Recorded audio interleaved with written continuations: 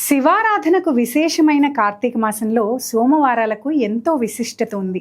అందులోనూ కార్తీక మాసం కోటి సోమవారం మరింత విశిష్టమైనదిగా భావిస్తారు. ఈ కోటి సోమవారం రోజు ఆచరించే పవిత్ర స్నానం, దానం, ఉపవాసాలకు కోటి రెట్లు అధికంగా ఫలితం ఉంటుందని శాస్త్రవచనం. ఈ ఏడాది 2025 అక్టోబర్ 30వ తేదీన కోటి సోమవారం, అందులోనూ శ్రీవారి నక్షత్రమైన శ్రవణ నక్షత్రం కూడా కలిసి రావటంతో మరింత విశిష్టత ఉంటుందని పండితులు చెబుతున్నారు.